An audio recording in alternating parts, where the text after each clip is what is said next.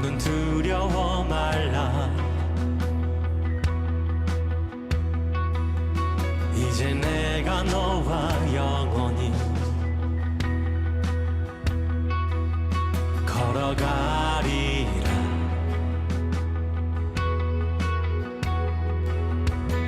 두려움 멍에 모두 내려놓고 나의 손 잡으라.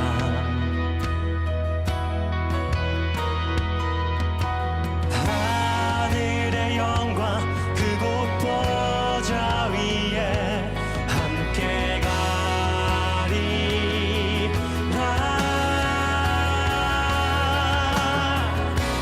찬양하라. 보좌로 나오라. 어린 양의 보혈 위에 내 모든 죄 씻겼으니 기뻐 노래하라.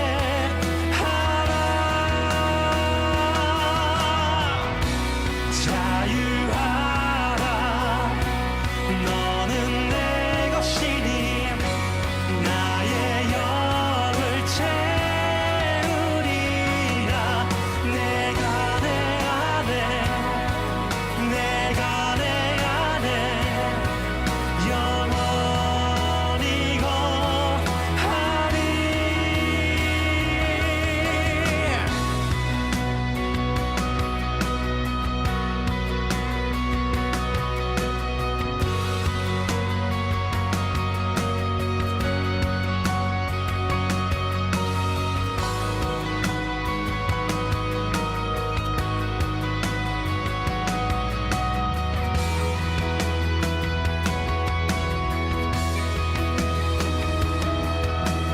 두려움 멍에 모두 내려놓고 나의 손 잡으라. 하늘의 영광 그곳 보좌 위에 함께 가리라.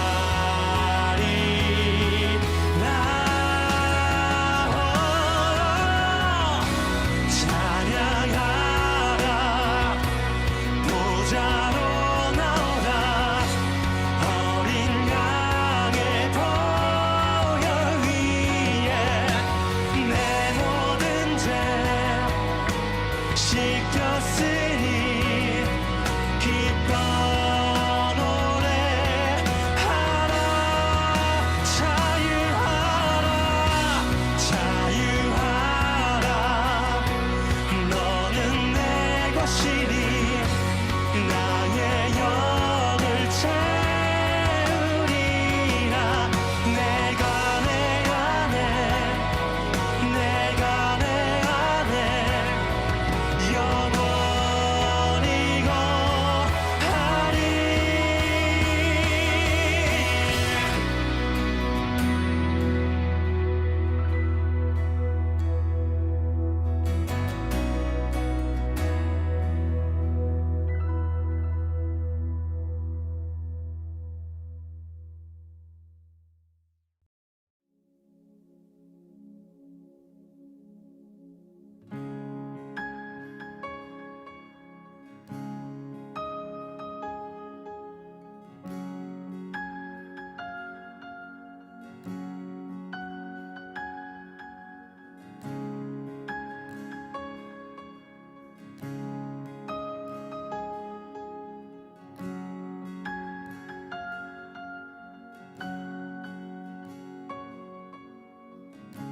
주와 함께 걸어가리라.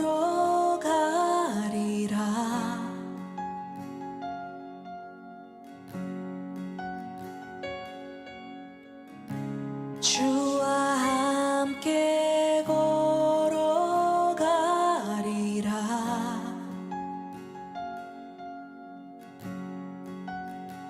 조금은 늦은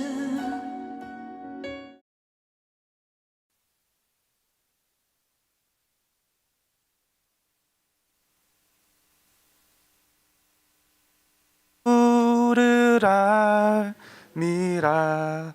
금음보다 더 귀한 것, 금음보다 더 귀한 것, 예수를 알미라. 세상 지식보다 귀한 것, 세상 지식보다 귀한 것, 예수를 알미라. 내 안에 가장 귀한 것, 내 안에 가장 귀한 것, 예수를 알미라. 이 시간 같이 기도할 때 하나님, 오늘 이 예배 가운데 우리가 다른 어떤 것이 아니라 주님을 알게 되고 주님의 이름의 의미를 알게 되는 시간 되게 하여 주십시오. 우리가 한 주 동안 주님이 아닌 다른 어떤 것을 알기 원했다면 오늘 우리의 마음을 다시 정결케 하여 주사 온전히 이 예배 가운데 드러나실 주님만을 보고 주님만을 기억하고 주님만을 고백하는 예배 되게 하여 주십시오. 같이 이렇게 우리 기도하길 원합니다. 기도하겠습니다. 하나님, 우리 안에 가장 귀한 주님을 아는 시간 되게 하여 주십시오. 우리가 주님을 알기를 구하는 시간 되게 하여 주시옵고 주님을 찾는 시간 되게 하여 주십시오. 주님의 이름의 의미가 우리 마음 가운데 전해지는 시간 되게 하여 주시고 우리가 그 주님을 보고 듣고 만지는 시간 되게 하여 주십시오. 우리의 모든 찬양과 설교와 교제의 시간 가운데 온전히 드러나시는 주님을 우리가 경험하게 하여 주셔서 다시 한번 내가 주님을 알았다 고백하는 예배 될 수 있도록 주여 인도하여 주십시오.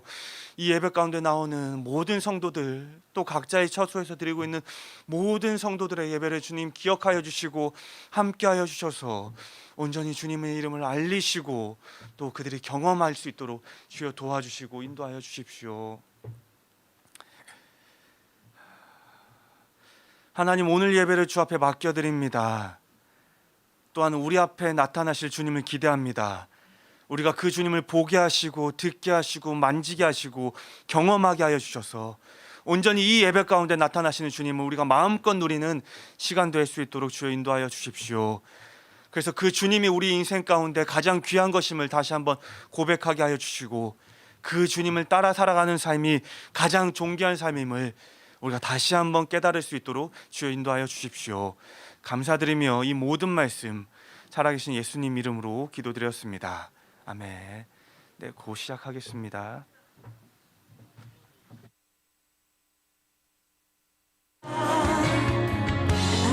함께하리라.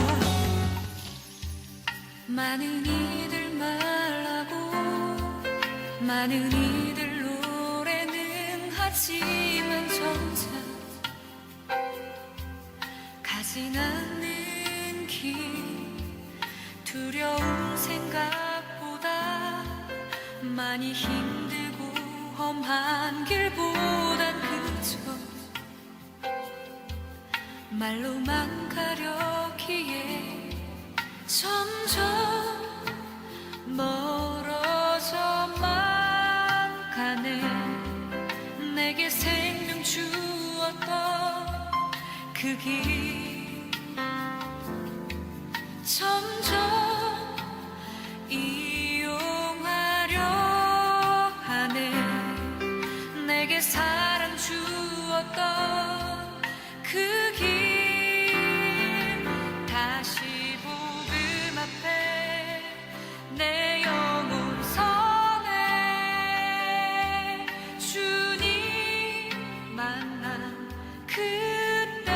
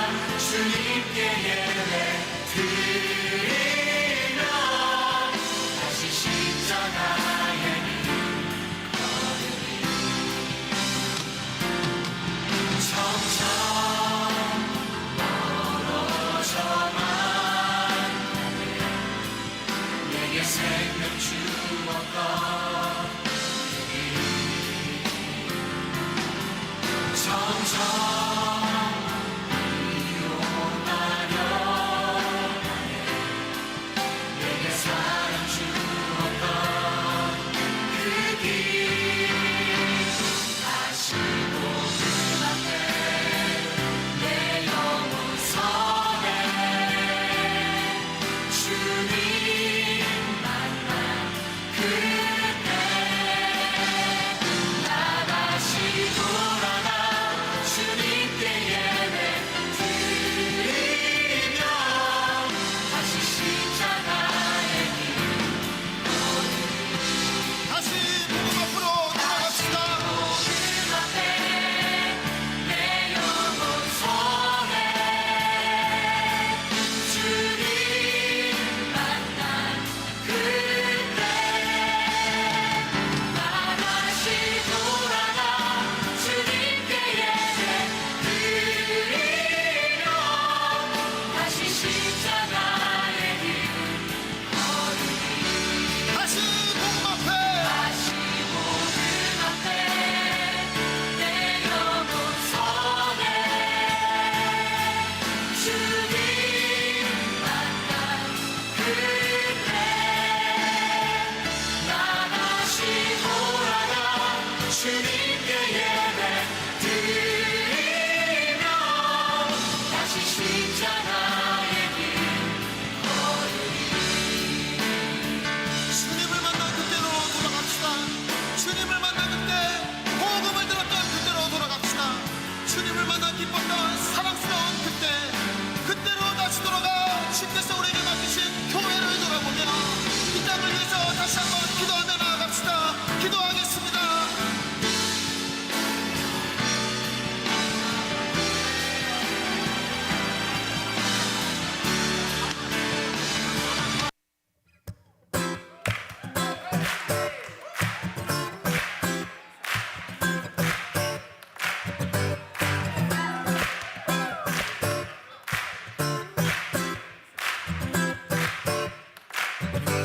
I've seen you do it before.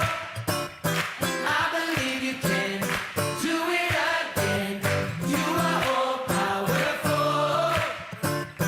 God, you're on the throne, and we all know you can do miracles. You're Lord of all.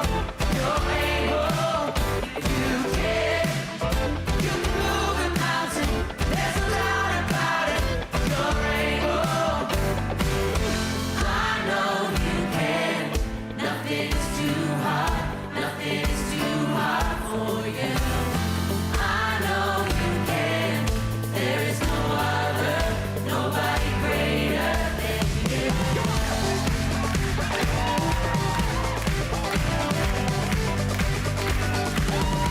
I know you can.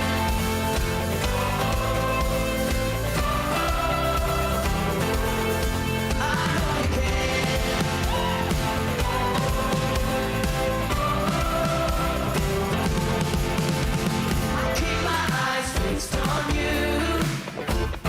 Nothing's gonna take this praise away. I'm holding on tight to you. You're the only one who makes the way you can.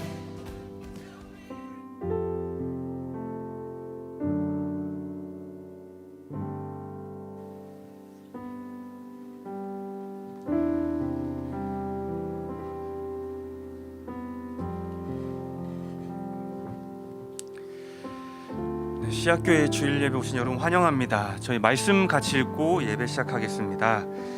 함께 볼 말씀은요 시편 3편이고 3절과 4절입니다. 시편 3편 그리고 3절과 4절입니다.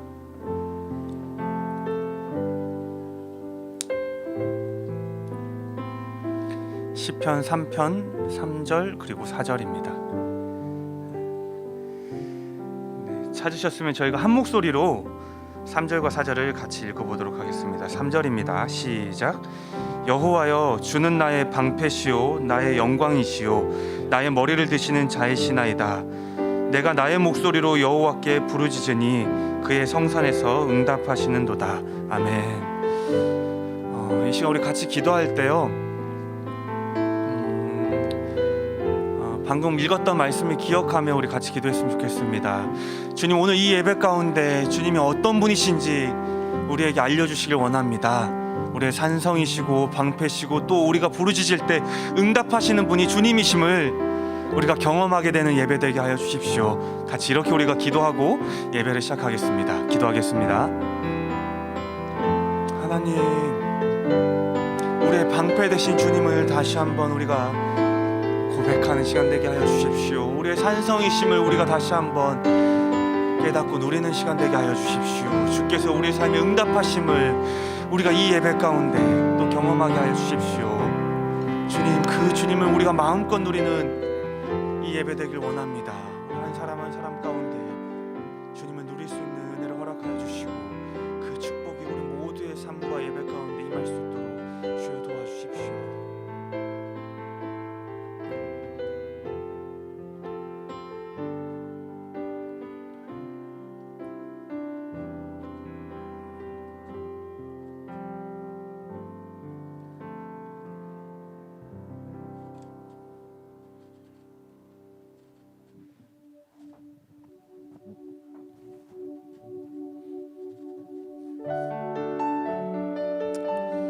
우리 자리에서 일어나서 주님을 찬양합시다.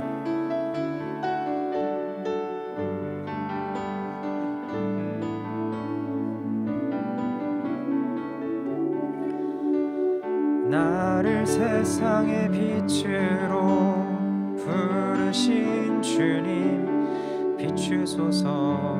나도 주님의 빛을 비추리라.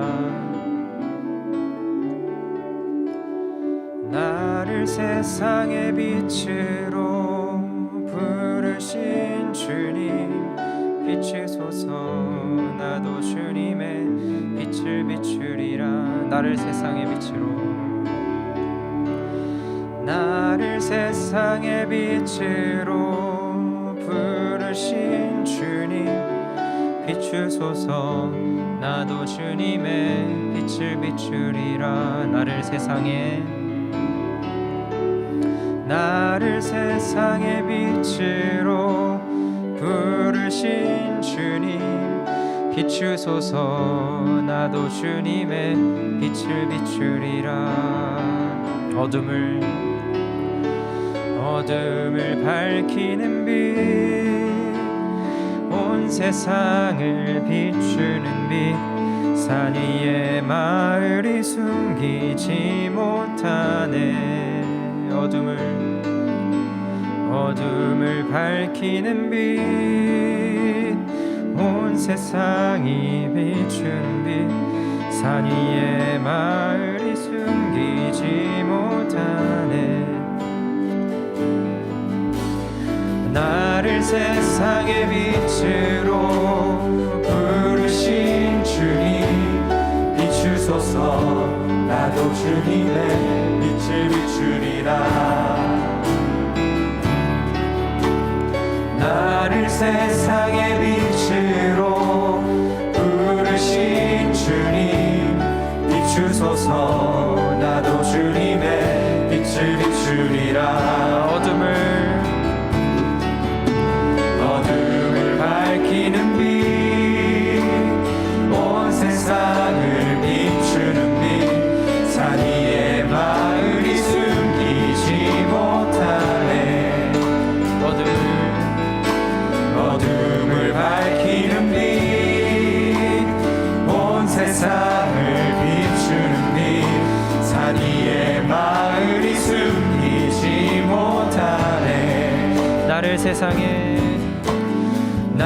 세상의 빛으로 부르신 주님, 비추소서. 나도 주님의 빛을 비추리라. 나를 세상의 빛으로 부르신 주님, 비추소서. 나도 주님의 빛을 비추리라. 어둠을 밝히는 빛,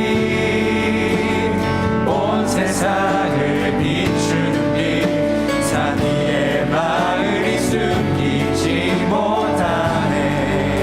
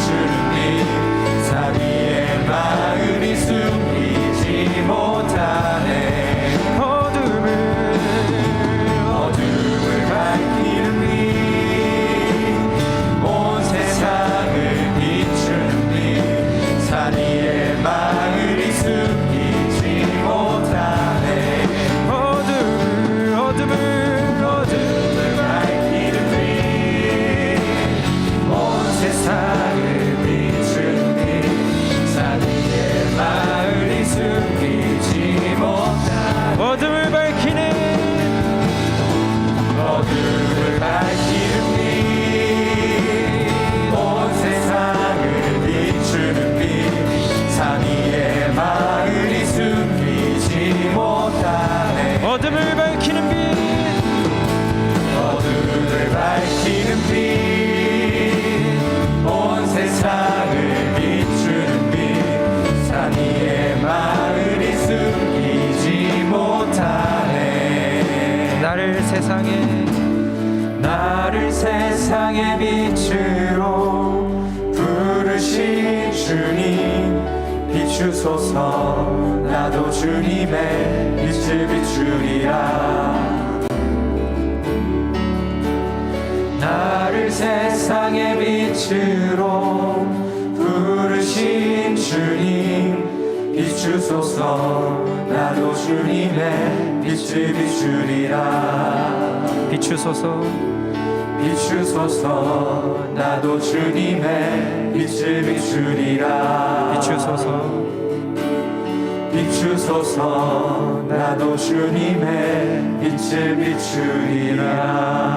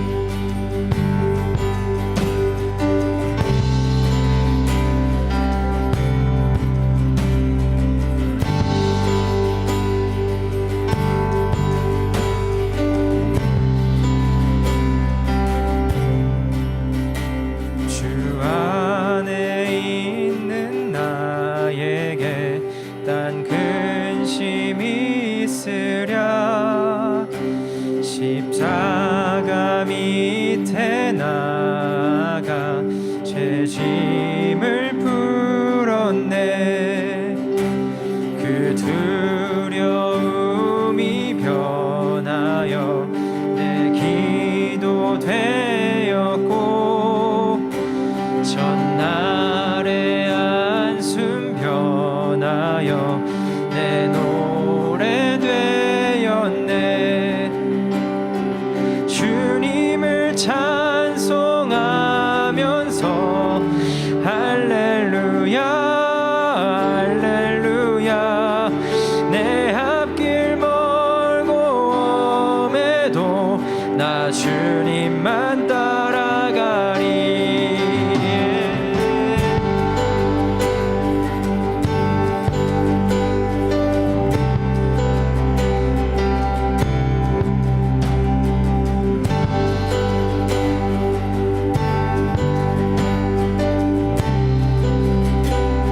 내 주는 자비하셔서 내 주는 자비하셔서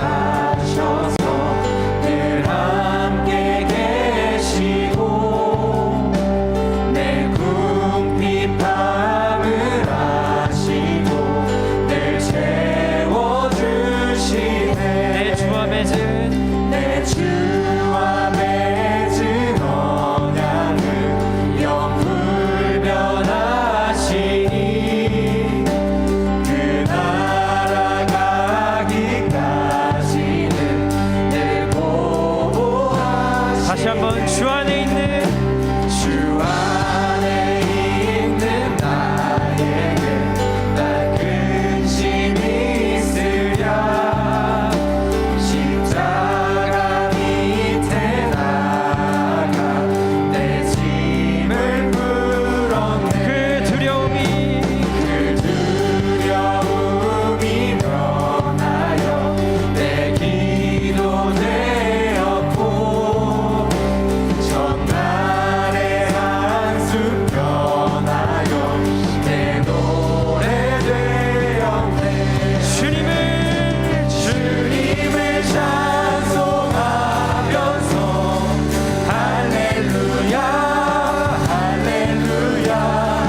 내 앞길 멀고 험해도 나 주님만 따라가리. 주님을 찬송하면서 할렐루야 할렐루야. 내 앞길 멀고 험해도 나 주님만 따라가리. 아멘.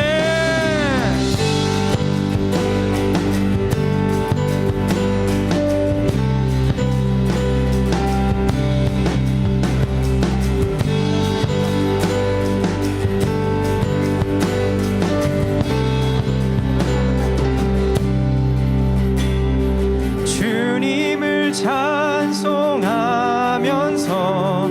할렐루야 할렐루야.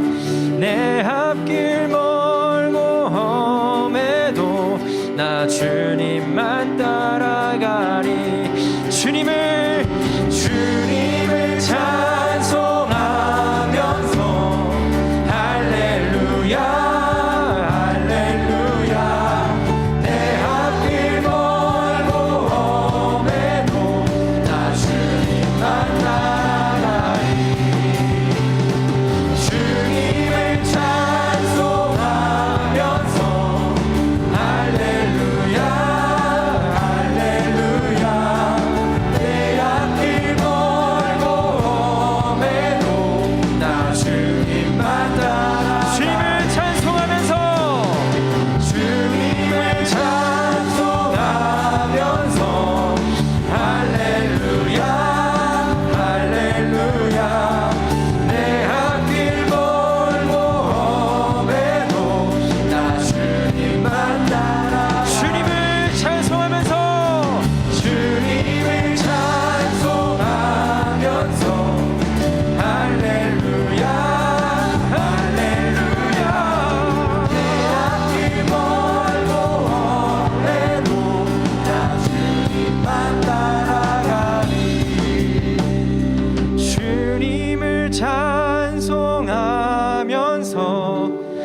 할렐루야 할렐루야 내 앞길 멀고 험해도 나 주님만 따라가리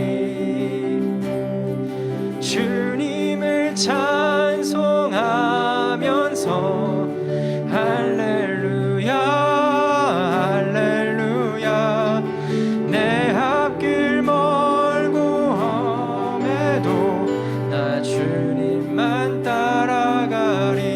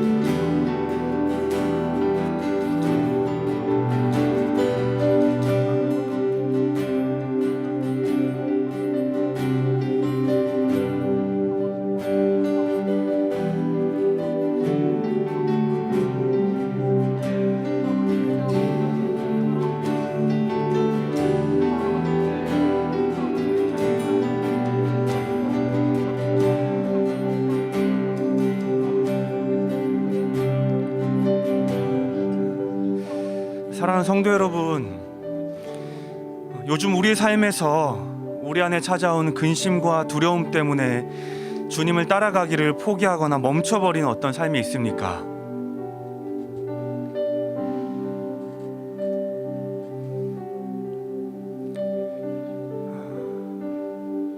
우리가 배운 성경으로는, 성경의 지식으로는 주님을 따라가야 하는 걸 알고 있고 우리의 마음도 그러고 싶은데 삶에 찾아온 어떤 문제, 어려움, 힘듦 때문에 우리가 그 걸음을 멈춰버린 무언가가 있습니까?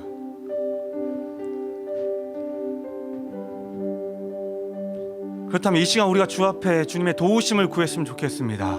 주님, 다시 한번 우리 삶 가운데 찾아오셔서 먼저는 주를 향한 믿음을 허락하여 주시고 그 믿음으로 담대히 우리가 주를 따라갈 수 있도록 우리의 삶의 걸음을 인도하여 주십시오. 여전히 근심과 두려움과 염려가 가득할지라도 우리가 믿는 주님을 바라보며 우리가 담대히 끝까지 그 길을 걸어갈 수 있도록 주여 함께하여 주십시오. 같이 이렇게 주 앞에 고백하길 원합니다. 기도하겠습니다. 오 하나님, 우리의 걸음이 끝까지 주님을 따라가길 원합니다. 한 걸음 한 걸음 우리가 주님을 따라가길 원합니다. 여전히 우리의 삶에서 찾아온 근심과 염려와 두려움이 때때로 나를 멈추게 하고 무너지게 하고 나의 걸음의 방향을 바꿀지라도 주여 나는 끝까지 주님을 따르겠사오니 내가 배웠던 성경의 말씀과 내 마음에 여전히 일하시는 성령의 이끌림에 따라 나는 끝까지 주를 따르겠습니다 하오니 주님, 내 삶에 더욱 분명한 믿음과 담대함을 허락하셔서 주님을 따르는 나의 걸음을 인도하여 주시고 이 걸음이 멈추지 않게 하여 주시고 이 걸음의 방향이 바뀌지 않게 하여 주십시오. 내가 사랑하는 주님을, 내가 신뢰하는 주님을, 나의 아버지시고 나의 하나님이신 그 주님을 따라가는 이 걸음이 멈춰지지 않게 하여 주시고 끝까지 담대함으로 주님과 함께 걸어갈 수 있도록 예수의 뒤를 따라갈 수 있도록 주께서 보이신 그 길을 내가 헤쳐갈 수 있도록 주여 우리의 걸음걸음마다 인도하여 주시옵소서. 오 하나님, 오늘 우리 가운데 그런 일이 있길 원합니다. 누구의 삶에 찾아오셔서 다시 한번 나와 함께 걷자 말씀하여 주시고 멈춰있는 누구의 삶에 찾아오셔서 모든 두려움을 주님이 사하여 주시고 주여 염려와 근심 가운데 가운데 누군가의 삶에 찾아오셔서 그 염려와 근심보다 내가 크다 말씀하여 주셔서 우리의 삶의 걸음이 끊임없이 주님을 따라 걷는 우리가 될 수 있도록 주여 도와주시옵소서.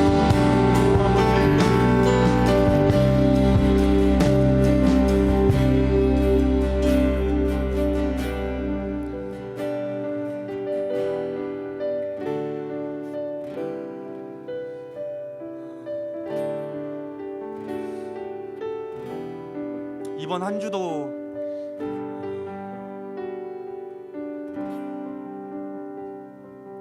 또 우리에게 슬픈 일이 있었습니다.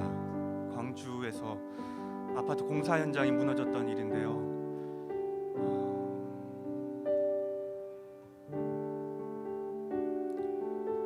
누군가의 욕심이 누군가의 존귀한 삶을 앗아간 그런 일, 그런 사건들, 무엇이 방법이고 무엇이 답인지는 모르겠습니다. 하지만 성도인 우리가 이렇게 같이 기도했으면 좋겠습니다. 하나님, 이 땅에 수많은 곳들이 누군가의 욕심으로 인해 존귀한 생명이 위협받고 있는 그곳에 주님의 나라가 임하게 하여 주십시오. 주님의 뜻과 주님의 가르침이 그곳 가운데 세워지게 하여 주십시오. 생명이 그 어떤 것보다 귀함을 많은 이들이 기억하게 하여 주시고,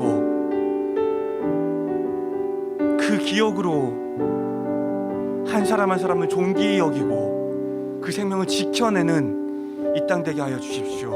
같이 이렇게 우리가 같이 기도했으면 좋겠습니다. 기도하겠습니다. 오 하나님,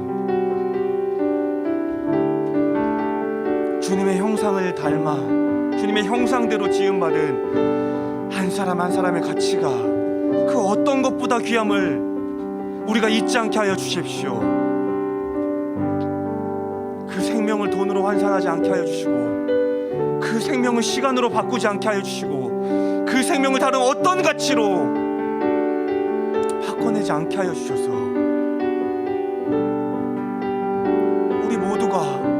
우리가 함께 그 가치를 지켜낼 수 있도록 주여 도와주십시오. 곳곳에 주님의 나라가 임하길 원합니다. 다시는 이런 일이 일어나지 않을 수 있도록 주여 도와주십시오. 다시는 이렇게 귀한 생명이 헛되이 사라지지 않을 수 있도록 주여 도와주십시오. 그리고 우리를 바꿔주십시오.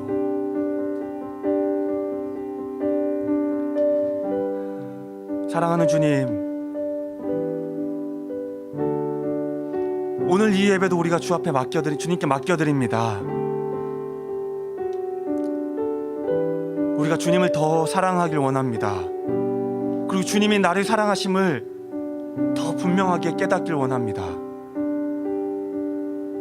이 시간 말씀 가운데 찾아오셔서 우리 각 사람에게 말씀하여 주시고 각 사람의 삶과 마음을 만져주셔서 다시 한번 우리의 삶이 주님을 향할 수 있도록 주여 인도하여 주십시오. 그리고 다시 한번 우리의 삶이 성도로 살아가겠노라 결정하고 다짐하는 시간 될 수 있도록 주여 인도하여 주십시오.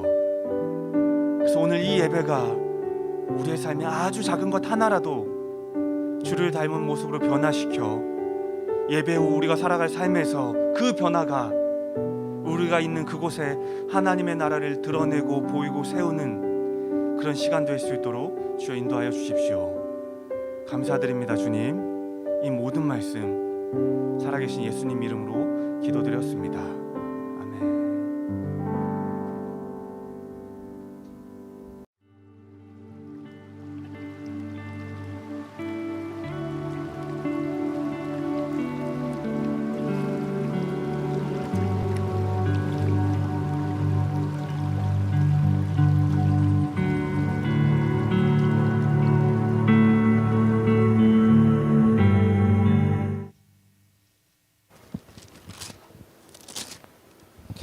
인사할까요? 좋은 아침입니다. 또 사무실에서 이렇게 수고하고 있는 희은, 우성 다 감사합니다. 오늘 함께 우리가 읽을 이야기는 출애굽기 7장입니다.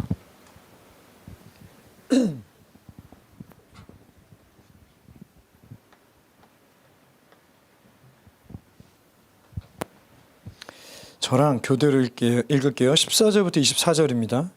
제가 먼저 읽겠습니다. 여호와께서 모세에게 이르시되 바로의 마음이 완강하여 백성 보내기를 거절하는도다. 아침에 너는 바로에게 가라. 보라, 그가 물 있는 곳으로 나오리니 너는 나일 강가에 서서 그를 맞으며 그 뱀되었던 지팡이를 손에 잡고 그에게 이르기를 히브리 사람의 하나님 여호와께서 나를 왕에게 보내 이르시되 내 백성을 보내라. 그러면 그들이 광야에서 나를 섬길 것이니라. 섬기다는 말이 예배하다는 단어와 동일합니다. 섬길 것이니라 하였으나 이제까지 내가 듣지 아니하도다. 여호와가 이같이 이르노니 내가 이로 말미암아 나를 여호와인 줄 알리라. 볼지어다 내가 내 손의 지팡이로 그것이 피로 변하고 나일강에 고기가 죽고 그 물에서 악취가 나리니 애굽 사람들이 그 강물 마시기를 싫어하리라 하라. 여호와께서 또 모세에게 이르시되 아론에게 명령하기를 내 지팡이를 잡고 내 팔을 애굽의 물들과 강들과 운하와 목과 모든 호수에 내밀게 하라. 그것들이 피가 되리니 애굽 온 땅과 나무 그릇과 돌 그릇 안에 모두 피가 있으리라.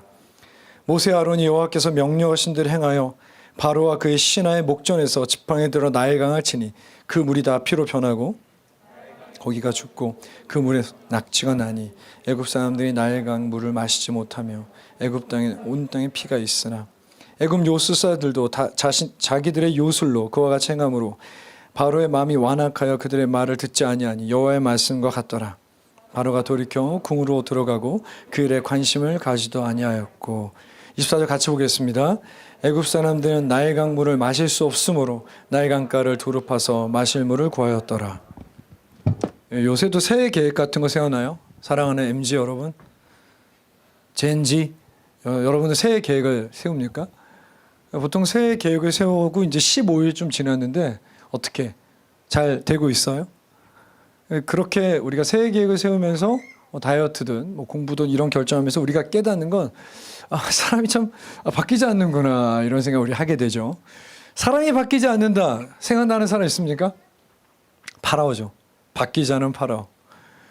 오늘 성경 말씀 14절에 오면 파라오의 마음은 여전히 완강하다 이렇게 말합니다. 단단하다, 무겁다, 둔감하다 이런 뜻입니다.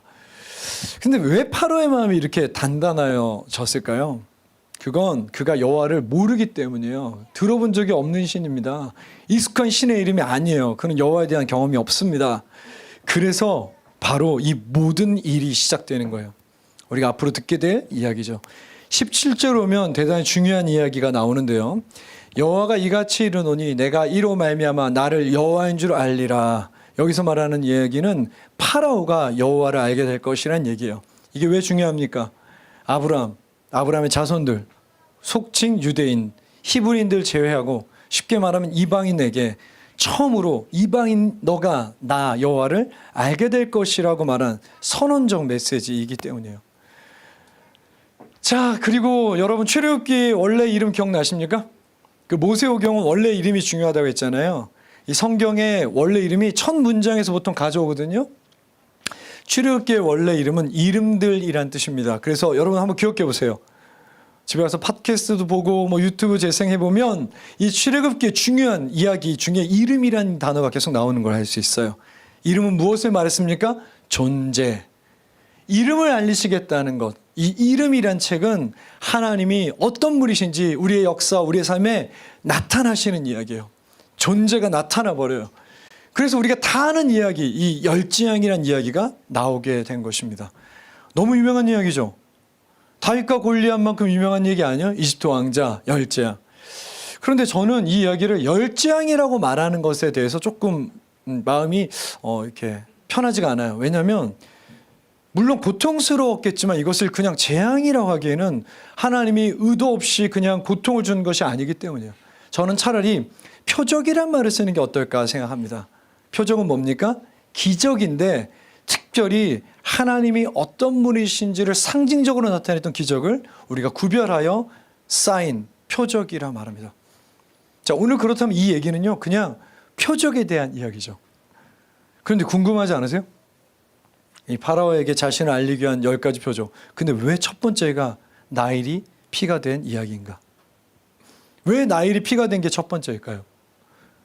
지리적으로 중간쯤에 있어서 나일이 그들의 삶에 큰 영향력이 있었기 때문에. 학자 중에 재밌는 얘기라고 하면 안 되죠. 의미 있는 얘기죠. 파라오는 나일강에 남자애를 던져 죽였죠. 그래서 하나님이 대신 복수하신다 이런 얘기도 있었어요. 일리가 있는 얘기들입니다. 지리적으로 중간에 있고요. 큰 영향력이 있고요. 또한 복수하시는 얘기일 수 있죠. 그렇지만 이게 왜 첫 번째일까요? 우리는 이 얘기를 볼 때, 그래, 파라오, 고통 좀 받아야 돼. 넌 나쁜 놈이니까. 그래서 때론 승리에 그냥 젖어버려요. 10가지 장 읽을 때 막 신나버려요. 그런데 우리가 계속해서 얘기했지만, 이 파라오는요, 우리예요. 파라오 됨은 여전히 우리 안에 있어요. 그러니까 오늘 이 성경은 바로 파라오인 우리에게 모세를 통해 하나님이 무슨 얘기를 하시는가, 도대체 어떤 하나님을 알려주고 싶어 하시는가가 고민이어야 될 겁니다. 무거운 얘기죠. 그렇지만 새해 초니까 무겁게 시작하는 게 좋겠다고 생각했습니다. 오늘 이 얘기를 통해 우리에게 하나님이 어떤 분인지 좀 깊이 고민하는 시간 됐으면 좋겠어요. 먼저 15절을 보겠습니다. 15절 보면요, 다시 한번 모세와 아론에게 파라오를 찾아가라 합니다. 그런데 특별하게 시기가 정해져 있어요. 언제 찾아갑니까?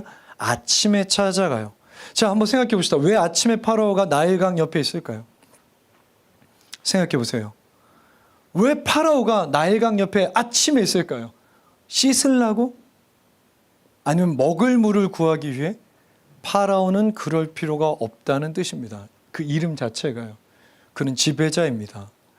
물을 떠오라고 하면 되고요, 물을 데우라고 하면 씻을 물을 준비해 줄 수 있는, 준비 받을 수 있는 사람입니다.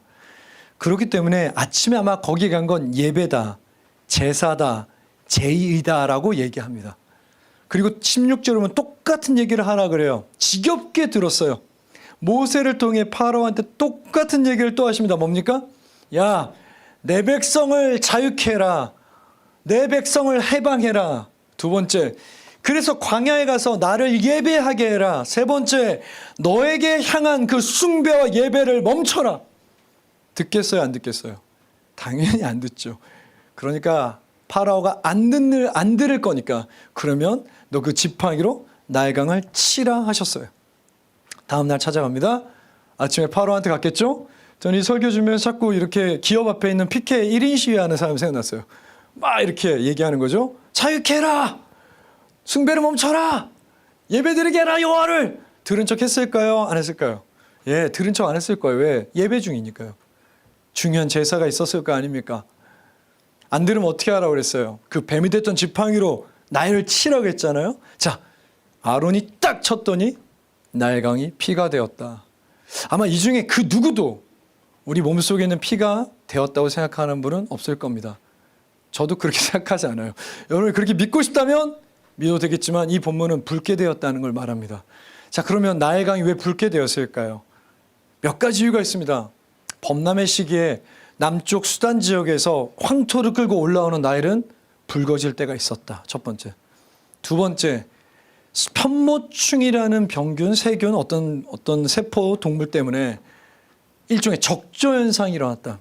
그럼 물의 산소 농도가 달라지기 때문에 물고기들이 죽었다는 것은 그러니까 이집트 역사에 몇 번 등장했던 적조 현상이었습니다.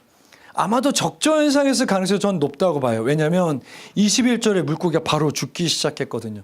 19절에 이 더 중요한 얘기가 하나 있습니다. 19절을 저랑 보시죠. 여호와께서 또 모세에게 이르시되 아론에게 명령하기를 내 지팡이를 잡고 내 팔을 애굽의 물들과 강들과 운하들과 연못과 모든 호수에 내밀라 하라. 그것들이 피가 되리니 애굽의 온 땅과 나무 그릇과 돌그릇 안에 모두 피가 있으리라. 무슨 뜻입니까? 나일강뿐 아니라 나일강의 모든 지류들, 이집트 안에 있는 모든 연못, 호수, 저수지. 좀 이해 안 되는 게 돌그릇, 나무 그릇 어떻게 담겨있는 물이 붉어질까 궁금하죠. 그런데 동시대의 메소포타미아 문헌을 보면 그릇이라고 써있지가 않습니다. 즉 이거 히브리어 보면 돌 안에 나무 아래는 뜻이에요. 그러니까 그냥 돌그릇이 아니라 돌, 나무 그릇이 아니라 나무라고 되어 있어요. 이렇게 사용할 때는 주변 지역의 조그마한 땅들과 숲에 대한 얘기였다고 합니다. 즉 무슨 뜻을 얘기하고 있습니까? 승희 형제, 우리 히터 좀 꺼줄래요? 고마워요. 덥진 않은데 녹음이 잘 돼야 돼요. 좋습니다. 지금 무슨 얘기를 합니까? 나일강의 지류뿐 아니라 모든 연못, 호수, 그리고 모든 주변 지역까지 동일한 현상이 일어났다. 즉 이 사건이 한 곳에서만 일어나는 게 아니라 이집트 전역에서 일어났다. 이집트의 모든 삶에 영향을 줬다는 뜻입니다. 어떻게 됐을까요? 자, 이 일이 있고 나서는 아마도 이집트 사람들은 물을 먹지 못했다고 해요. 그렇죠. 나일강에 물고기가 떠 있어요. 그리고 색깔이 붉어요. 그리고 냄새가 심해요. 그래서 마지막 절에면 지하수를 파서 사용했다. 자, 궁금한 건 히브리인들에 대한 얘기가 나오지 않습니다. 히브리인들은 어떻게 됐을까요? 기적적으로 맑은 물이 나오는 샘을 발견했을까요? 그럴 수 있죠. 그렇지만 그랬다 하더라도 지배계급이었던 이집트 사람들에게 빼앗을 것입니다. 그러니까 아마 히브리인과 이집트는 동일하게 아마 이 물 때문에, 물이 없는 것 때문에 마실 수 없진 않지만 좀 마시기가 귀찮아졌고 지하수를 파야 된다는, 우리 기억나요? 벽돌을 굽고 있는 게 원래 직업이었는데 갑자기 지푸라기가 없어져서 지푸라기가 구해야 됐던 이 사람들. 그럼 지푸라기도 구해야 되는데 땅도 파야 되니까 아마 더 힘들어졌겠죠. 자, 이것이 바로 첫 번째 표적입니다. 왜 이게 첫 번째 표적일까요? 왜 이렇게 귀찮게 하실까요? 자, 이게 왜 첫 번째 표적인지를 이해하기 위해서는 이들에게 나일강이 어떤 의미였는지를 알아야 돼요. 이들에게 나일은 어떤 것이었을까요? 고대의 역사학자 중에 헤로도토스라는 사람이 있거든요. 그 사람은 이런 얘기를 합니다. 이집트는 나일강의 선물이다. 그럴 수밖에 없어요. 여러분 생각해 보세요. 지금 나일강, 이집트 비가 많이 오는 지역일까요? 비가 많이 안 오는 지역일까요? 네, 비가 많이 오지 않습니다. 그 당시에도 비가 많이 안 왔대요. 자, 그런데 비가 안 오는데 어떻게 농업이 발전할 수 있었을까요? 나일강 때문입니다. 얼마나 나일강이 중요했냐면요. 우리는 봄, 여름, 가을, 겨울로 계절을 나누지 않습니까? 이집트는, 고대 이집트는 나일강의 상태에 따라 계절을 나눕니다. 첫 번째 계절은 아케트라는 계절인데요. 나일강이 범람하는 거예요. 홍수 때문에 나일강이 범람해요. 엄청난 수분을 가지고 있던, 그리고 남부의 비옥한 땅을 가지고 있던 이 나일강이 범람합니다. 넘쳐나요. 두 번째 계절은 페레트라는 계절인데 이 물이 수위가 줄어들어요. 그리고 땅이 나타나기 시작해요. 그럴 때 씨앗을 뿌립니다. 마지막 계절 이름은 쉐문데 땅이 바짝 말라요. 바로 이때 수확하는 겁니다. 한번 생각해 볼게요. 나일강이 없었으면 어떻게 이집트가 생길 수 있을까요? 그렇기 때문에 이 나일강은 모든 것이었습니다. 왜죠? 사람이 먹고 마시는 게 중요하잖아요.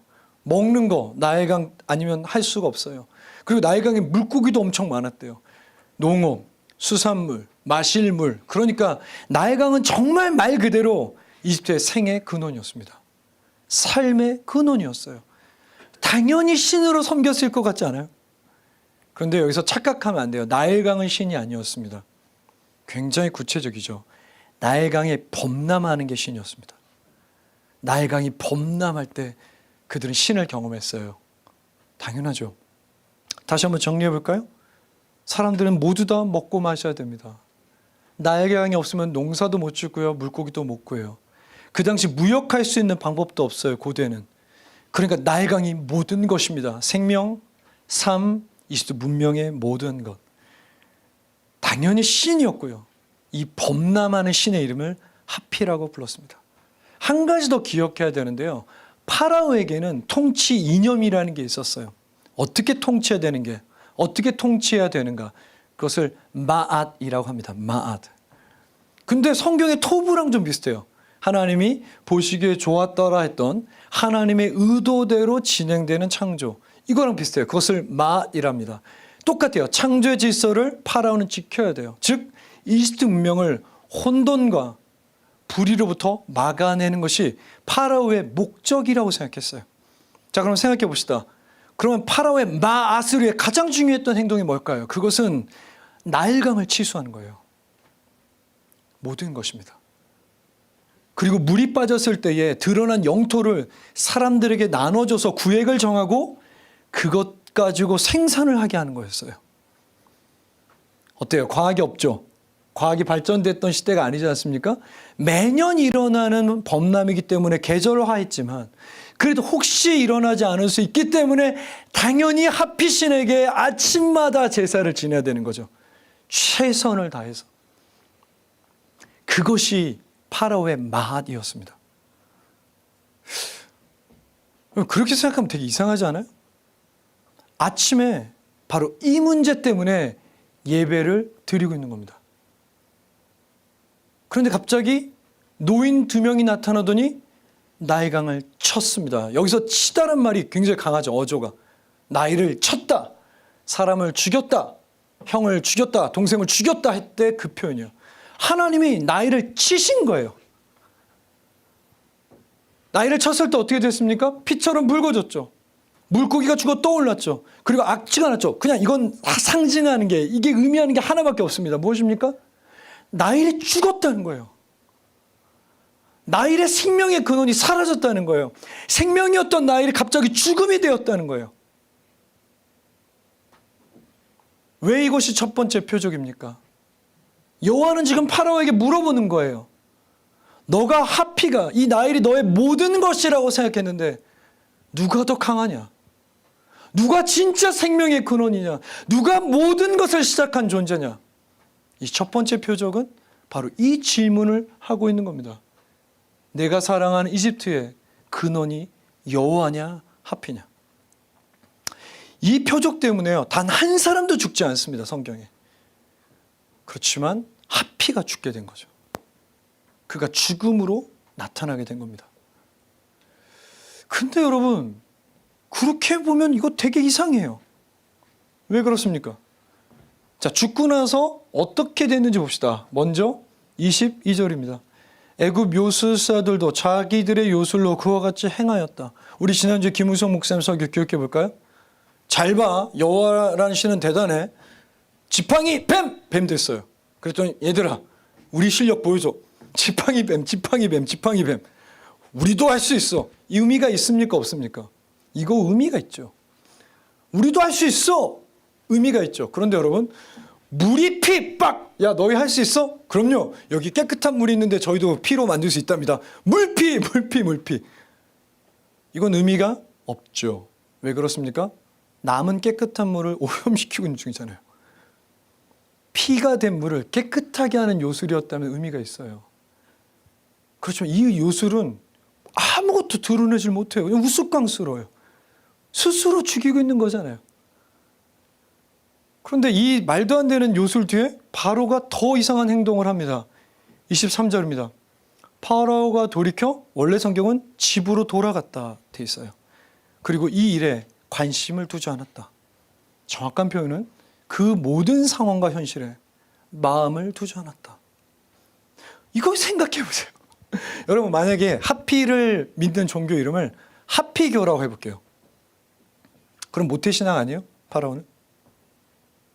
아침에 예배 드리고 있었단 말이에요. 히브리 그 파라오로서 최선을 다해서 범람을 주십시오.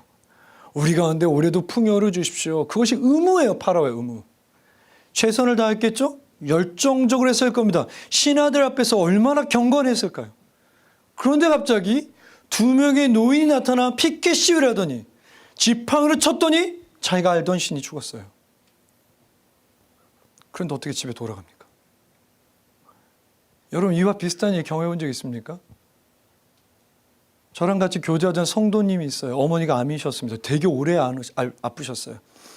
그런데 한 10년 전에 우리나라에서 이렇게 어떤 장로님이 병을 낳는 집회를 유명하게 크게 계속하고 계셨어요. 그리고 그 가문이 친해요, 가족이. 그 집회 때 정말 열심히 엄마의 병을 낫기 위해 기도했습니다. 그 직접 예언도 들었어요. 그 유명한 장로님한테 너희 엄마는 낫는다. 돌아가셨어요. 교회 떠났습니다. 이렇게 돼야 정상 아니에요? 오랫동안 섬겼던 하피가 이름도 모르는 여호와한테 죽어서 피가 되고 죽음이 나타나고 악취가 나기 시작하는데 어떻게 그냥 돌아갑니까? 적어도 일어나소서 하피! 뭐야, 너는 지금까지 널 믿은 내가 바보다. 그리고 돌이라도 좀 던지든가. 아니, 울면서 다음번엔 이길 줄 믿습니다. 뭐 이런 신앙 행동이 나와야 되지 않습니까? 평생 따랐다면서요. 열정적으로 예배했잖아요. 그런데 어떻게 그냥 돌아갑니까? 어떻게 단 하나의 고민도 하지 않고 단 하나의 의문도 없이 그냥 집으로 돌아가고 그 사건에 마음을 두지 않았다. 무슨 얘기를 하는 겁니까? 원래 하피는 파라오에게 아무것도 아니었다. 그냥 풍요를 주면 좋은 존재. 아무런 의미가 없는 존재. 왜죠? 파라오는 지하수를 스스로 파지 않아도 됩니다. 마실 물, 물고기, 곡식, 먹을 거, 씻을 물 하나도 고민하지 않아도 돼요. 약간 부족해졌겠죠. 그렇지만 그는 일반 히브리인과 이집트인과는 상황이 다릅니다. 자기 삶은 변화가 없어요. 그는 일상으로 그냥 돌아갑니다. 성경이 한 가지를 말해요. 무엇을 말합니까? 그 아침에 찾아왔던 하피가 파라오에겐 어떤 의미도 없었다는 거죠. 그저 통제하고 싶은 대상이었죠. 범람을 일으켜야 되니까. 그것이 안 된다고 하더라도 원래 관심이 없기 때문에 아무 문제가 없어요. 그의 삶은 조금도 흔들리지 않아요. 일상이 깨지지 않아요. 마음은 더 단단해질 수밖에 없죠. 중요한 건 바로 이 부분입니다. 그렇게 단단해진 마음에 하나님이 찾아가실 수가 없습니다. 여러분, 오늘 이런 얘기를 듣다 보면 그래, 파라오는 나쁜 놈이네, 진짜 파라오는 이상한 애라고 생각할 수 있어요. 그렇지만 우리가 파라오라고 생각해야 된다고 시작할 때, 그리고 우리가 계속 얘기하고 있지 않습니까?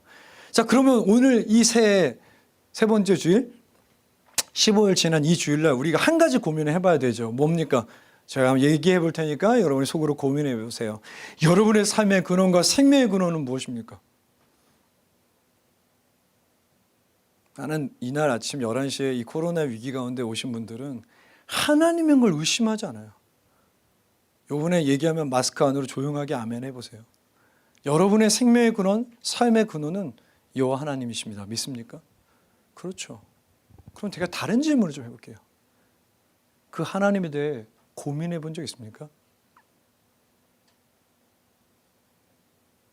그 하나님 때문에 진짜 심각한 고민을 해본 적 있습니까? 저는 설교를 배우는 시점에 있어서 전도사 시절에 조엘 오스틴 설교를 많이 들었어요. 조엘 오스틴 설교 집에 가서 들어보세요. 끝내줍니다. 우선 스테디움에 설교하자면 7만 명 모인 곳에서 헬기가 이렇게 쭉 주민해서 들어가잖아요. 와, 헬기가 아니고 드론이겠구나 진짜. 야, 7만 명 앞에서 어떻게 저렇게 설교하지? 저는 그게 우선 되게 충격적이었어요. 엄청납니다. 그리고 목소리가 매력 있어요. 이렇게 하면서 막 그 미국의 남부 사투리 되게 액센트가 좋아요. 제스처도 진짜 멋있어요. 저랑은 상대 안 됩니다. TV 채널 돌리다가 교회 안 다니는 사람도 조엘 오스틴 딱 하면 그냥 못 넘어갈 정도로 톤이 좋고 제스처가 좋아요. 그리고 설교도 좋았습니다. 제가 설교가 너무 좋아서 3번 연속으로 기대하며 들었던 설교가 있거든요. 이런 거였습니다. 내가 그때 약간 실직 상태였거든요. 교회에서. 여러분 실업 상태죠. 어떻게 알았지? 귀신인가? 기도하면 직업이 생길 겁니다. 대박. 그래, 나도 이제 실직 상태니까 나 기도해야겠다. 막 기도를 했어요. 일주일 내내. 그 다음 주 어떻게 이제 시리즈 설교였기 때문에 너무 기대됐어요. 여러분 이번 주에 기도했죠? 어떻게 알았지? 네, 이번 주 기도했는데. 그런데 여전히 실업 상태죠. 어떻게 알았지? 귀신인가? 좀만 더 하래. 와, 제목이 플레이어 모험가 그래. 야, 진짜 너무 좋은데? 이번 주 좀만 더 하자. 기대했을 거예요? 안 했을 거예요? 엄청 기대했지. 실업 상태인데. 세 번째 주 설교를 딱 들었어요. 여러분 이번 주도 더 열심히 기도했죠? 어떻게 알았지? 나 진짜 열심히 기도했는데. 근데 실업이 안 됐습니까? 예, 저 아직까지. 그럼 아들이 실업이 안 될 거래. 손자는 빠르게 취업할 거래. 내가 거기서 야 그만들어야겠다 이랬어요. 왜? 너가 기도하면 된다. 더 기도하면 된다. 그렇게도 안 되면 네 자식과 손자 손녀는 된다. 기도는 할 수 있게 하겠죠. 자식들 다 사랑하니까. 이게 문제가 뭡니까? 하나님이 물처럼 투명해졌다는 거예요. 하나님 뻔하잖아요. 하나님 수학 공식이 돼버렸잖아요. 기도하면 된다. 순종하면 축복받는다. 교회에서 열심히 섬기면 성공하더라. 똑같은 얘기 해볼게요. 하피한테 기도 열심히 하면 범람이 있어. 하피한테 최선을 다해 예배하면 물고기 많이 잡어. 나일강 앞에서 최선을 다해 아침마다 예배하면 백성들 다 잘 산대. 제가 이거 틀렸다고 말하는 거 아니에요. 기도하는 거, 예배 섬기는 거, 순종하는 거 다 중요해요.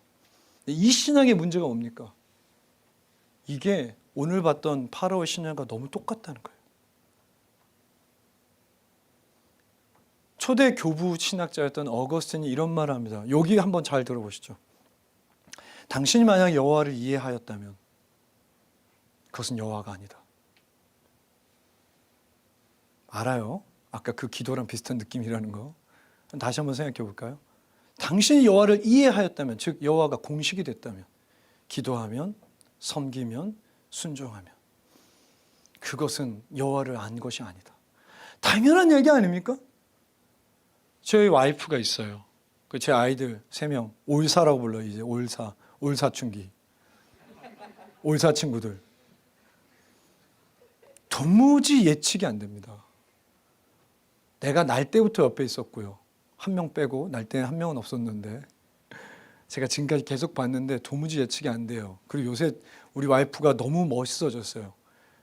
여러분 착각하지 마세요. 제 와이프는 수동적인 사람이 아니에요. 굉장히 능동적인 사람입니다. 원래 능동적이고 지금도 능동적인데 요새 그것이 막 드러나니까 제가 깜짝깜짝 놀라요. 우리 유리 자매가 이렇게 능동적이었구나. 맞아, 그랬지. 제가 놀래요. 15년 차고 그 전에 10년 사귀었어요. 교회에서 같이 10년 신앙생활 했다고요. 25년. 그런데 신기해요. 새로우니까.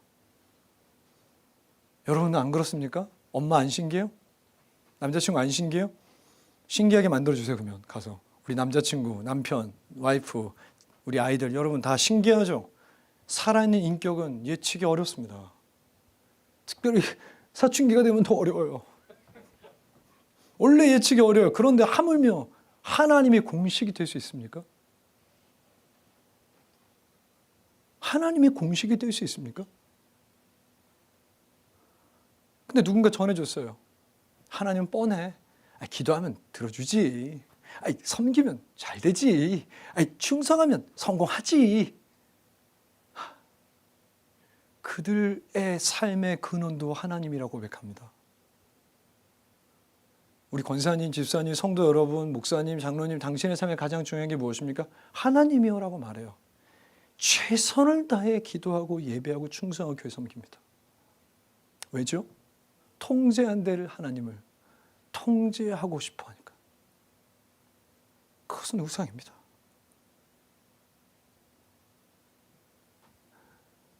그래서 하나님은 나이를 쳐야 돼요.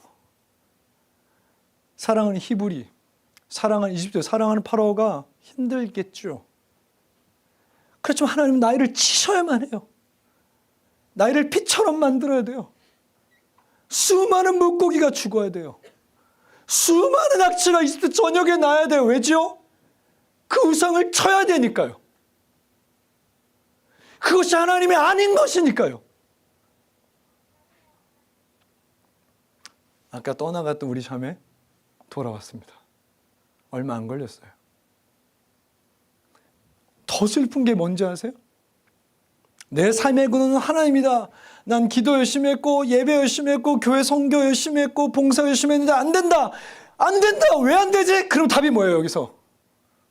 더 해야 된다가 돼요. 더 해야 된다. 더 해야 된다. 그러면서 된 사람들 부러워해요. 도대체 내 신앙과 저 사람들 신앙이 뭐가 다르길래 저들은 저렇게 승승장구하는 나는 이렇게 패배만 하는 거야. 이건 거의 지옥 같은 삶 아니에요? 하나님이랑 계속 싸워야 되는 삶 아니에요? 하나님은 그래서 가끔 치셔야만 합니다. 그래서 여러분 기도하면 안 돼야 돼요. 때로 저도 안 됩니다. 때로 순종해도 안 돼야 돼요. 교회 열심히 다니고요, 예배 열심히 하고요, 뭐 여러분 리더고 뭐 목사고 다 해도 때로는 안 돼요. 안 돼야 돼요.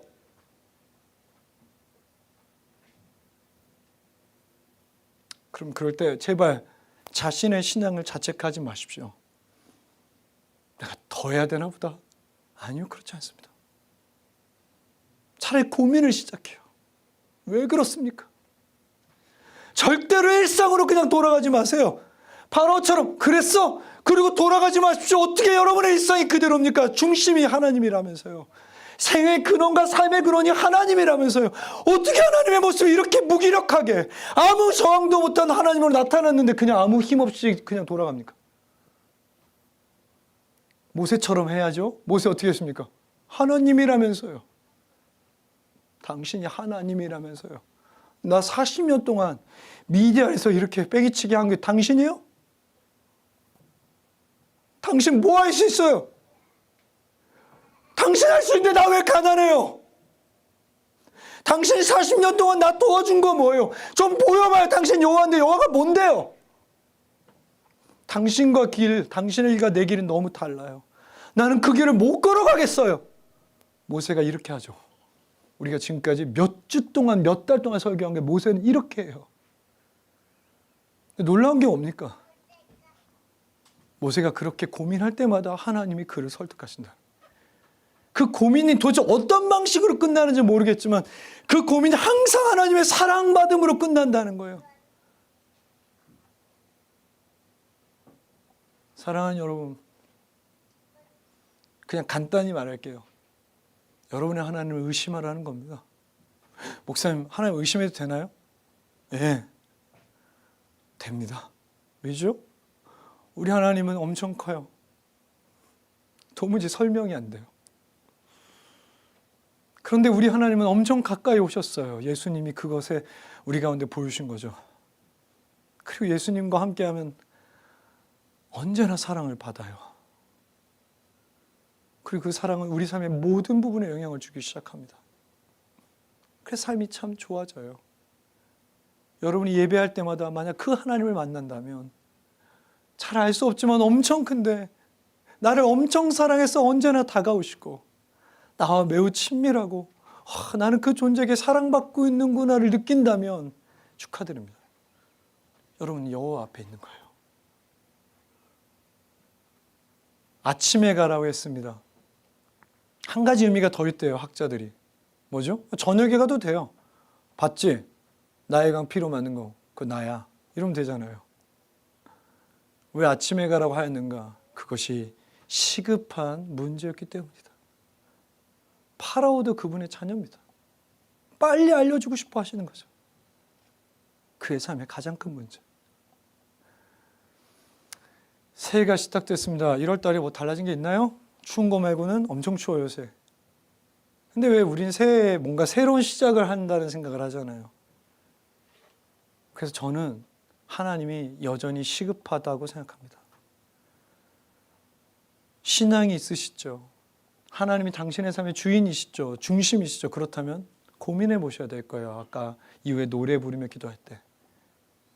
만약에 저는 그 하나님이 제 삶의 중심이 아닙니다. 제 삶의 근원이 아닙니다 한다면 오늘 저랑 같이 초대해요. 하나님 제 삶의 주인입니다.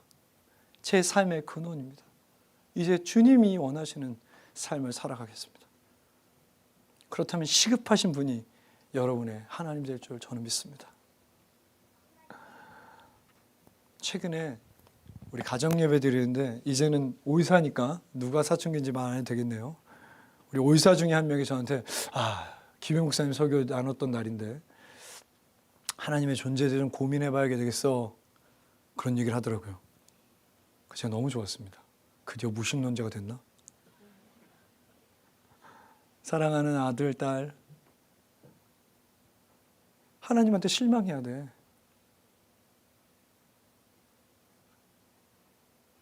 막 소리도 지르고 화도 내고 왜 도대체 이걸 안 해주시냐고, 왜 세상에 이런 문제가 있냐고 막 아빠처럼 악을 지르고 해야 돼.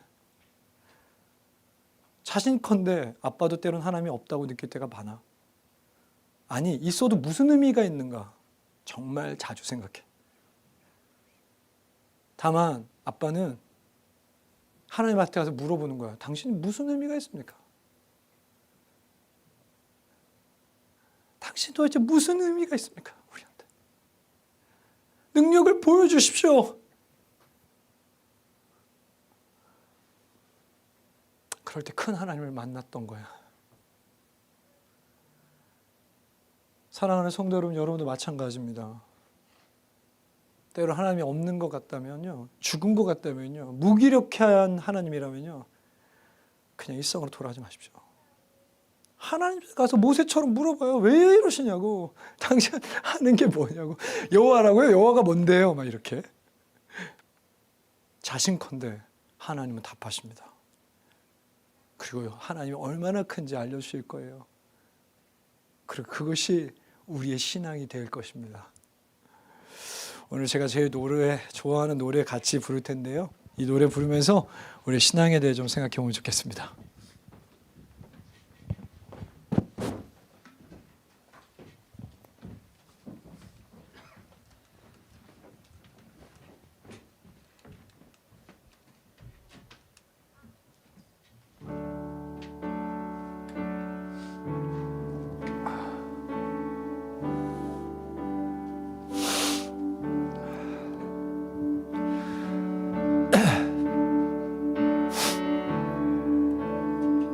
가사 보고 하셔도 되고 아시는 분은 눈을 감고 하셔도 되겠습니다. 기도하는 마음으로.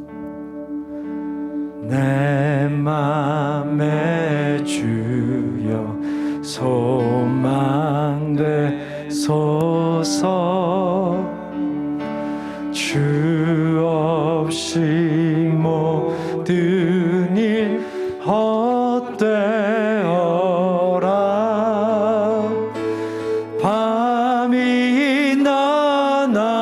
낮이나 주님 생각. 잘 때나 깰 때 함께 하소서.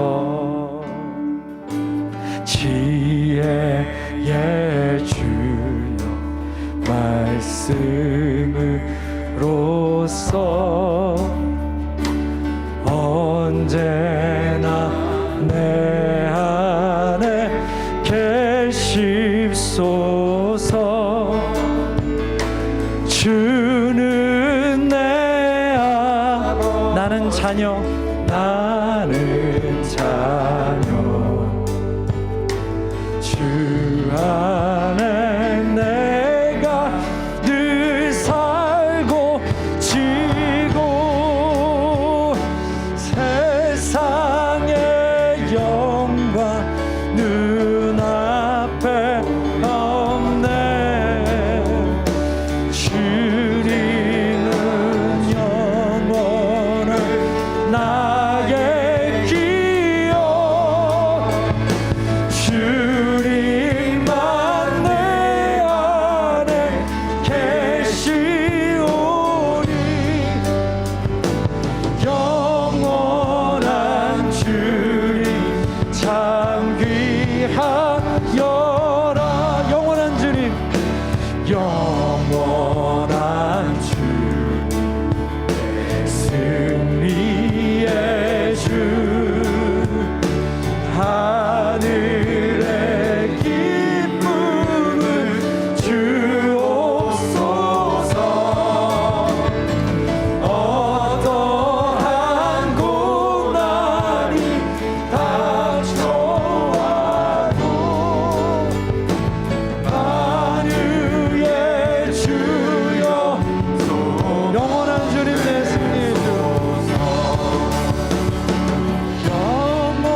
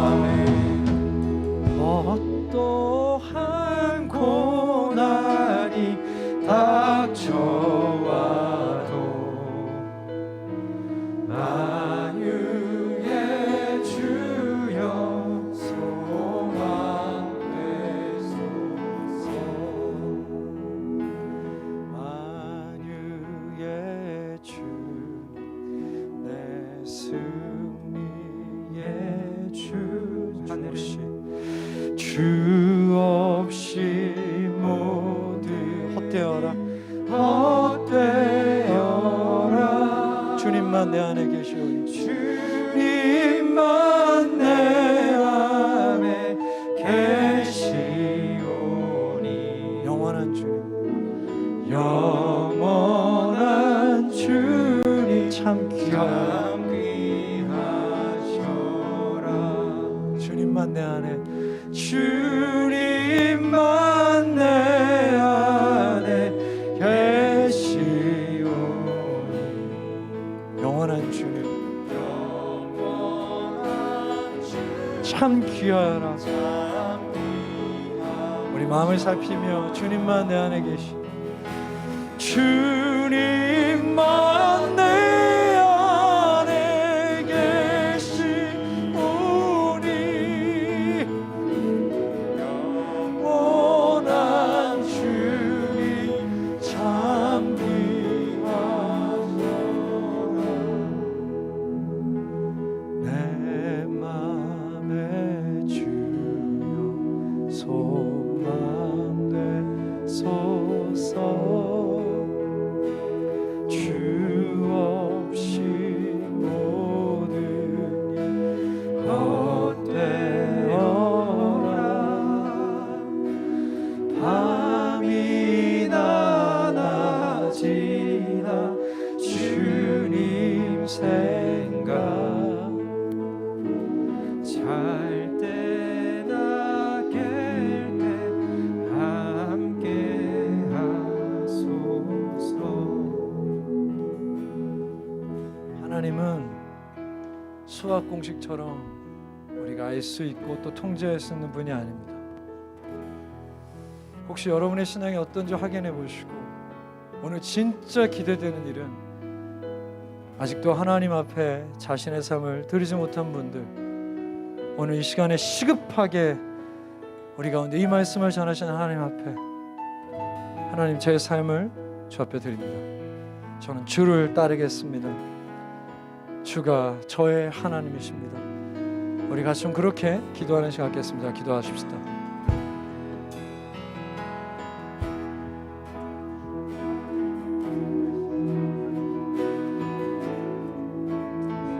적당하게 조절하기 편한 공식을 만들어서 마음껏 통제할 만한 내가 만든 하나님을 혹시 따라가고 있는 것은 아닌지, 만약 그렇다면 하나님 우리의 삶을 또한 치시고 악취가 나게 하시고 죽음이 떠오르게 하셔서 우리가 아무것도 아닌 것과 하나님 함께 매여 있어야 된다는 것을 알게 해주십시오. 알 수 없는 하나님이시지만 우리 가운데 끊임없이 찾아오시며 끊임없이 사랑을 알리시는 그 하나님을 다시 한번 경험할 수 있도록 이끌어 주십시오.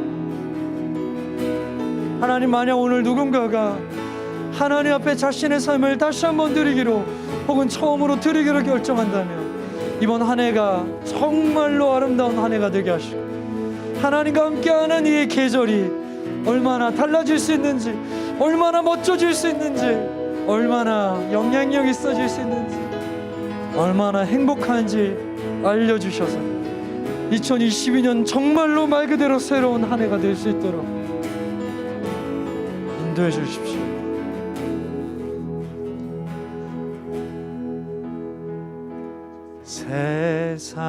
세상의 영광 눈앞에 주님은 영원한 나의 기업, 주님은 영원한 나의 기업. 주님만 내 안에, 주님만 내 안에 계시오니. 영원한 주님 참 귀하라. 영원한 주님 참 귀하셔라.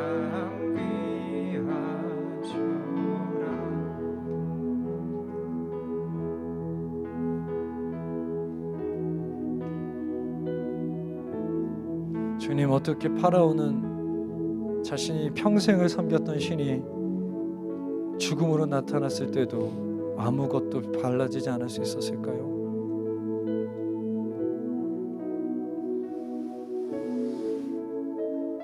하나님, 우리 삶의 때로 여호와 하나님이 죽은 것처럼 보여도, 무기력해 보여도, 무슨 의미인가라는 생각이 들어도 모세처럼 당신 앞에 가게 도와주시고, 당신 앞에서 질문하고, 당신 앞에서 싸우고, 당신 앞에서 소리칠 수 있도록 도와주십시오. 그때마다 우리 중 많은 사람이 경험했던 것처럼 이 땅에 오신 예수를 다시 한번 알려주시고, 그 모든 대화 가운데 사랑을 경험하게 하시고, 그 사랑이 우리 삶 모든 것을 바꿔놔서 이 세상 주와 함께 사랑으로 살아가게 도와주십시오. 오 주님 감사합니다. 이 모든 말씀 우리 주 예수 그리스도의 이름으로 기도하였습니다. 아멘.